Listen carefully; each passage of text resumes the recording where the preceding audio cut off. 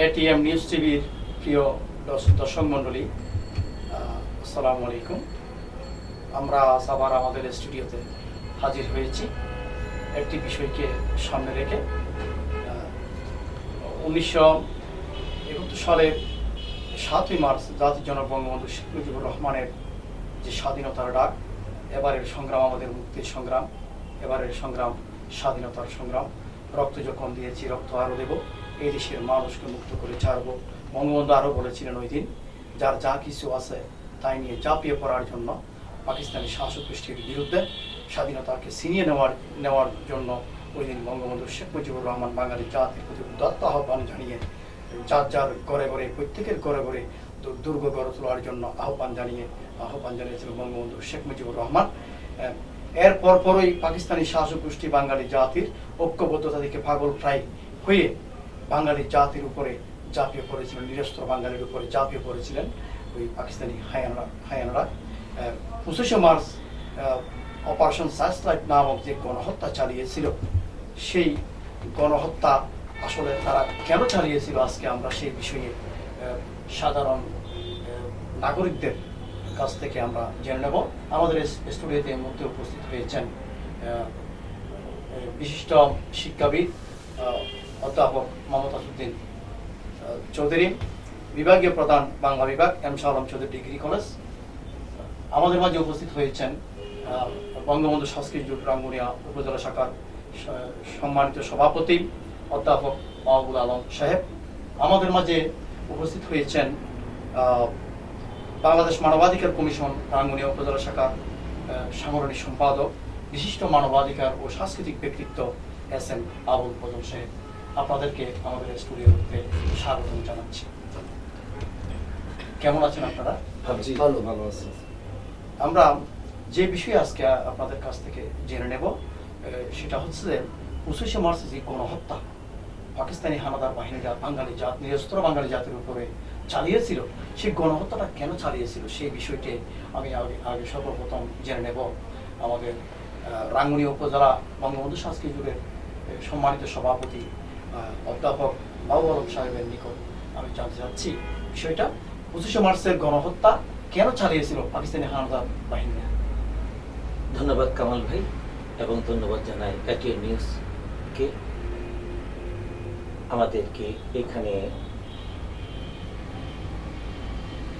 আনার জন্য এবং সুযোগ করে দেওয়ার জন্য। ধন্যবাদ জানাই 71-এ যারা মুক্তিযোদ্ধারা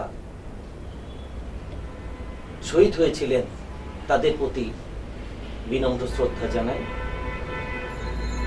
আসলে এই গণহত্যাটা চালিয়েছিল তারা, স্বাধীনতার যে লাল সূর্যটা আমরা পেয়েছি এটা যাতে ধূলিসাৎ হয়ে যায়। বঙ্গবন্ধু 7ই মার্চে যে ভাষণ, সেই ভাষণই তো আসলে প্রমাণ করে যে স্বাধীনতা ঘোষণা সেদিনই হয়ে গিয়েছিল, কিন্তু তারা তখন তাদের দিশাহারা হয়ে গিয়েছিল তারা কি করবে। তখন তারা বেছে নিয়েছিল 25শে মার্চ এই কালো রাত্রি তারা সাধারণ জনগণের উপরে ঝাঁপিয়ে পড়ে ঢাকা বিশ্ববিদ্যালয় থেকে শুরু করে যত মেডিকেল কলেজ আছে, স্কুল কলেজ আছে, রাস্তাঘাটে যত মানুষ আছে, নির্বিকারে তাদেরকে হত্যা করা শুরু করেছে। তারা দিশেহারা হয়ে গিয়েছিল, কারণ তারা চিন্তা করলো এখন যদি তাদেরকে গণহারে হত্যা করি তখন তারা স্বাধীনতার দিকে আর ধাবিত হবে না, তখন তারা পিছু হয়ে যাবে, তারা ভয় পেয়ে যাবে। কিন্তু বাঙালি তামাল ছেলেরা তারা সেই মৃত্যুকে পরোয়া করে তারা বুকের তাজা রক্ত দিয়ে তারা সামনে এগিয়ে গিয়েছে বঙ্গবন্ধুর ডাকে সাড়া দিয়ে। এবং তারা সেদিনই প্রতিজ্ঞা করলো যে আমরা হাজার হাজার লক্ষ লক্ষ মানুষ মারতে পারো তোমরা, কিন্তু আমরা স্বাধীনতার লাল সূর্য ছিনিয়ে আনবো। আর বাঙালি দামাল ছেলেরা বঙ্গবন্ধুর ডাকে সাড়া দিয়ে সেদিন তারা সেই কাজটাই করেছিল, এবং 9 মাস যুদ্ধ করে তারা সেই লাল সূর্যটা, লাল সবুজের পতাকা আমাদের উপহার দিয়েছিল। আমরা দেখেছি ওই দিন 25শে মার্চ যেদিন গণহত্যা চালাচ্ছে তারা, সেদিন আমরা দেখেছি বেছে বেছে জাতির সূর্য সন্তান যারা মেধাবী কবি সাহিত্যিক, বিশেষ করে ডাক্তার, মাস্টার, ইঞ্জিনিয়ার, যারা স্বাধীনতা পরবর্তী বাংলাদেশের হাল ধরবে সেরকম লোকদেরকে তারা, মেধাবী লোকদেরকে তারা হত্যা হত্যা করেছে, হত্যা চালিয়ে যাচ্ছে তাদের উপরে নির্বিচারে তাদেরকে হত্যা করতেছে। কারণ কারণ এটা করেছে, তারা চিন্তা করলো মেধা শূন্য হয়ে যাক, বাংলাদেশে মেধা শূন্য যখন হয়ে যাবে, বুদ্ধিজীবী যখন থাকবে না, তখন তারা বুদ্ধি দেওয়ার মানুষ থাকবে না। তখন তারা এই চিন্তা করেছিল যে বুদ্ধিজীবীদের আগে শেষ করে দিই, তারপরে তারা আর তাদের মেধা যখন শূন্য হয়ে যাবে তখন তারা আর এদের স্বাধীন করতে পারবে না। কিন্তু এখানে আল্লাহ একটা অসীম রহমত আমাদের দেশের উপরে।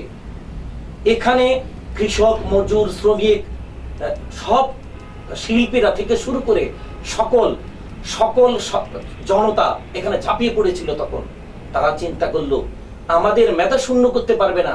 এখানে তখন প্রতিটি বঙ্গবন্ধুর ডাকে প্রতিটি ঘরে ঘরে দুর্গ গড়ে উঠেছিল। বিশিষ্ট শিক্ষাবিদ অধ্যাপক মমতাজউদ্দিন চৌধুরী সাহেবের কাছে, বিভাগীয় প্রধান বাংলা বিভাগ M Shahul Chowdhury degree college, আমি আপনার কাছে জানতে চাইব কেন তারা ওই দিন তাড়াহুড়ো করে মেধাবী বাঙালিদেরকে বেছে বেছে হত্যা করেছে। ধন্যবাদ কামাল ভাই, এবং সাথে সাথে কৃতজ্ঞতা জানাচ্ছি এটিএন নিউজ টিভিকে।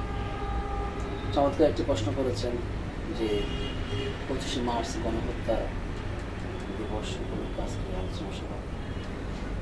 আসলে বাংলাদেশের বা বাঙালির যে স্বাধীনতা বা ৭১-এর মুক্তিযুদ্ধ, এর শুরু কিন্তু শুধু ৭০ নির্বাচন বা ৭১-এর মুক্তিযুদ্ধ দিয়ে নয়। এর সূত্রপাত কিন্তু ৫২-এর ভাষা আন্দোলন থেকে। ১৯৪৭ সালে যখন এই উপমহাদেশে যখন ভারত এবং পাকিস্তান স্বাধীন হয়, সে ভারত এবং পাকিস্তান স্বাধীন হওয়ার পর থেকে পশ্চিম পাকিস্তান এবং পূর্ব পাকিস্তান, যেটা বর্তমানে বাংলাদেশ বাংলা, সেই পশ্চিম পাকিস্তানের সে জান্তারা হানাদার বাহিনী বা শাসক গোষ্ঠী তখন থেকে এই পূর্ব পাকিস্তানের মানুষের অধিকার নিয়ে চিনিমিনি খেলত। ভাষার কথা বলেন, অধিকারের কথা বলেন, প্রতিটি ক্ষেত্রে চাকরি থেকে শুরু করে চাকরি, শিক্ষা, ভাষা, প্রতিটি ক্ষেত্রে তারা পূর্ব পাকিস্তানের উপর অমানসিক যে অধিকার হরণ, এটা ধারাবাহিকভাবে চালিয়ে যাচ্ছে। অর্থাৎ আমি বলতে চাচ্ছি যে এই যে বঙ্গবন্ধুর স্বাধীনতার ডাক, এটা কিন্তু ছিল ৫২ সালের ভাষা। ওই সময় কিন্তু বঙ্গবন্ধু অনেকবার কারাবরণ করেছে, যেটা বঙ্গবন্ধুর অসমাপ্ত আত্মজীবনীতে লিপিবদ্ধ হয়েছে। তো এখন সে ৫২ ভাষা আন্দোলনে বাংলা মায়ের ভাষাকে তারা আমাদের মুখের ভাষা বা মায়ের ভাষা, রাষ্ট্রভাষাকে তারা মর্যাদা দিতে হয়েছে। তার মধ্যে তার একটা তাদের প্রতিক্রিয়া ছিল, একটা হিংসাত্মক মনোভাব ছিল। বাংলা মেয়ে দামাল ছেলেকে দাবি রাখতে পারেনি।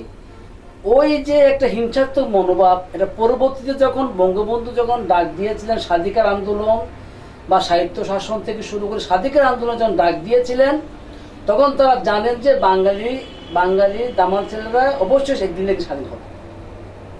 এখন নির্বাচনের পর যখন আওয়ামী লীগ সরকার যখন সংখ্যাগরিষ্ঠ আসন পেয়েছে, বঙ্গবন্ধুকে যখন প্রধানমন্ত্রিত্ব দিতে হবে, এখন তারা চক্রান্ত শুরু করেছে ভুট্টোকে নিয়ে।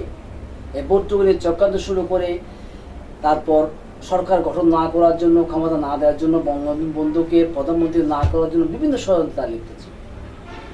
এই ষড়যন্ত্রের এক পর্যায়ে বাঙালির ডাকে সাড়া দিয়ে বঙ্গবন্ধু ৭ মার্চে যে ভাষণটি দিয়েছিলেন, যেটা বাংলা পৃথিবীর মধ্যে যেটা একটা অন্যতম ভাষণ হিসেবে পরিচিত হয়েছে আজকে, সেই ভাষণে কৃষক, শ্রমিক, আপামর জনতা, ছাত্র জনতা সবাই ছুটে এসছেন ভাষণ শুনে, সবাই স্বাধীনতার আন্দোলনে ঝাঁপিয়ে পড়েছেন। বঙ্গবন্ধু বলেছেন, আপনি যেটা বললেন যে এবারে সংগ্রাম, স্বাধীনতার সংগ্রাম, মুক্তির সংগ্রাম, যা যা আছে ঝাঁপিয়ে পড়ো। তখন এই পাকিস্তানি শাসক গোষ্ঠী আবারও মাথাচাড়া দিয়ে ওঠে যে বঙ্গবন্ধুর ভাষণ শুনে বাংলাদেশের বাঙালি ধামাল ছেলেরা যেভাবে আন্দোলনে ঝাঁপিয়ে পড়ছে, এই বাংলাদেশের স্বাধীনতা অবশ্যই ছিনিয়ে আনবে তারা। এই বাংলাদেশের স্বাধীনতা লাল সূর্যকে ধূলিসাৎ করার জন্য তাদের যে পরিকল্পনা, সেই পরিকল্পনা মাফিক তারা সেদিন অপারেশন চাষটা, যেটা আপনি বলছেন 25শে মার্চ কালো রাতে বাঙালিদের উপর নৃশংস, যেটা বিশ্বের ইতিহাসে একটা নারকীয় ঘটনা হিসেবে পরিচিত, সেই বিশ্ব ইতিহাসে সেই নৃশংস হত্যাকাণ্ড তারা করেছিল, যেটা গণহত্যা হিসেবে পরিচিত। আপনার কাছে আমি আবার আসবো। আমি জানতে চাচ্ছি, বাংলাদেশ মানবাধিকার কমিশন রাঙ্গুনিয়া উপজেলা শাখার সাংগঠনিক সম্পাদক, বিশিষ্ট মানবাধিকার ব্যক্তিত্ব বা সাংস্কৃতিক ব্যক্তিত্ব এস.এম. আবুল ফজল সাহেবের কাছে স্বাধীনতা পরবর্তী 25শে মার্চের গণহত্যার কি প্রভাব পড়েছিল বলে আপনি মনে করেন? ধন্যবাদ কামাল ভাই, আজকে সুন্দর আলোচনা আয়োজনের জন্য এটিএম নিউজকেও ধন্যবাদ জানাচ্ছি। তো আপনি খুব একটা গুরুত্বপূর্ণ কথা বলেছেন। এর পূর্বে একটু রেফারেন্স টানতে হয়। অধ্যাপক মমতাজউদ্দিন সাহেব অবশ্য অনেক আলোচনা করেছেন, তারই পরিপ্রেক্ষিতে একটু রেফারেন্স আমি আনতেছি। 7ই মার্চের ভাষণ, এটা খ্রিস্টপূর্ব 341 বছর পূর্ব থেকে মানুষের ঐতিহ্যকে সংরক্ষণ করতেছে পৃথিবীতে। এটা ওই প্রতিষ্ঠানের নাম হচ্ছে ইউনেস্কো। তো এই ইউনেস্কো আমাদের এ পর্যন্ত 40টি শ্রেষ্ঠ ঐতিহ্য সংরক্ষণ করা হয়েছে, ভাষণ সংরক্ষণ করা হয়েছে। তন্মধ্যে 41তম হচ্ছে আমাদের 1000 বছরের শ্রেষ্ঠ বাঙালি বঙ্গবন্ধু শেখ মুজিবুর রহমানের ভাষণ। 2500 বছরের ইতিহাসের এটা 41তম একটি ভাষণ। এই ভাষণে কি ছিল? এই ভাষণ নিয়ে অনেক গবেষণা হয়েছে। এই ভাষণটি বঙ্গবন্ধু দিয়েছিলেন সেই সময় 102 ডিগ্রি জ্বর ছিল ওনার গায়ে। সে কথা কি আমরা কেউ জানি? 102 ডিগ্রি জ্বর ছিল। এই ভাষণ কতজনে কতভাবে লিখে দিয়েছে। ঘর থেকে বের হওয়ার সময় একমাত্র ওনার বেগম মুজিব বলেছিলেন, তুমি কারো কথা শোনার প্রয়োজন নেই, তোমার জীবনটা এই দেশের জন্য তুমি বিলীন করেছ, তোমার মন যেটা চাচ্ছে, যেটা চেয়েছে, সেই কথাটি তুমিই বলো। তো বঙ্গবন্ধু সেদিন এই উত্তাল মার্চের এই যে কোটি মানুষের সামনে এই যে ভাষণ দিয়েছিল, এবারের সংগ্রাম, স্বাধীনতার সংগ্রাম, আমাদের মুক্তির সংগ্রাম, এমন কথা পৃথিবীর অন্য কোন নেতার ভাষণে নেই। এরকম পরিবেশে দেশের অপামর জনসাধারণকে সামনে নিয়ে একটি আইনগত দেশে, তখন আমরা একটা পাকিস্তানি হিসেবে আইনবদ্ধ ছিলাম, সেই আইনের ভিতর থেকেই একটি দেশকে এভাবে স্বাধীনতা ঘোষণা কোন নেতা করে নাই পৃথিবীতে। এইটাই বৈশিষ্ট্য। এই জন্যই এটা বঙ্গবন্ধুর শ্রেষ্ঠ ভাষণ। উত্তাল জনসমুদ্রে এরকম ভাষণ আর কেউ দেয় নাই, কোনো নেতা দেয় নাই। তো যাই হোক, আপনি যে প্রশ্নটা করেছেন, এই যে আমাদের 25শে মার্চের ভাষণ, কালো রাত্রি এবং আমাদের এই অবস্থা দেখেন, আমাদের স্বাধীনতা পরবর্তী আমরা 16ই ডিসেম্বরে যুদ্ধ করে 30 লক্ষ মানুষ মরে গেছে। এটা নিয়েও নানা জনে বিতর্কিত কথা তুলে, যারা দেশ বিরোধী মানুষ ওরাই তুলে। আমি দৃঢ়ভাবে বলতে পারি, আমি অনেক স্টাডি করেছি, আমার বয়স যদিও কম ছিল। আমরা শুনেছি যে স্বাধীনতা সংগ্রামের যুদ্ধের সময় আপনার বয়স নাকি, আপনি নাকি ক্লাস 6 এর 7 এ পড়তেছেন? হ্যাঁ, আমি ক্লাস 6। আপনার তো অনেক কিছু স্মরণ থাকে। জি, আমি 6ষ্ঠ শ্রেণীর ছাত্র ছিলাম। তো আমি গ্রামের ছেলে হিসেবে আমার একটু বয়সও বেশি ছিল। এখনো কম না আমার বয়স, লিখিত বয়স আমার 62 বছর, কিন্তু আসলে আমার মনে হয় আমার বয়সটা আরো বেশি হবে। তো যাই হোক, সেই সময় আমার বুদ্ধি হয়েছিল, জ্ঞান বুদ্ধি হয়েছিল, অনেক কিছু দেখার আমার ইনশাআল্লাহ সুযোগ হয়েছিল। তো আমি যে কথায় আসছিলাম, এই যে সেই সময় 30 লক্ষ শহীদ, যখন এপ্রিল মাস আসলো, এপ্রিল মাস যুদ্ধ লেগেছিল আমাদের, এটাকে একটা, এই প্রজন্মের লোকেরা এটাকে একটা গন্ডগোল বলে। আমি গন্ডগোল কে বলে এটা বুঝি না। এটা যুদ্ধ হয়েছিল আমাদের সাথে, পাকিস্তানেরা বলেছিল ভারতের সাথে যুদ্ধ হয়েছিল, আমি বলতেছি এটা বাংলাদেশের সাথে যুদ্ধ হয়েছিল। অধ্যাপক সাহেব বলেছেন সেটা। এই যে উত্তাল ভাষণের পর ওনারা একটা প্ল্যান করেছিল, আমরা নিরস্ত্র প্ল্যান করেছিল। এটা প্রমাণ কি? প্রমাণ হচ্ছে অপারেশন সার্চ লাইট। ওনারা এমন ভাবে প্ল্যান করেছে, না বাঙালিদের সাথে আর হবে না, এদেরকে সামরিকভাবে আমাদের থামাতে হবে। অপারেশন সার্চ লাইট দিয়ে এক রাতে অনেক মানুষ, কয়েক লক্ষ মানুষ মেরে ফেলছে 25শে কালো রাত্রিতে, 25শে মার্চ। ঢাকা বিশ্ববিদ্যালয় বিরান করে ফেলেছে, পিলকানা বিরান করে ফেলেছে। আমাদের বাঙালি ইপিআরদেরকে, যারা ইপিআর ছিল বাঙালি, ওদেরকে নিরস্ত্র করা হয়েছিল এর পূর্বে বিভিন্ন টেকনিকের মাধ্যমে।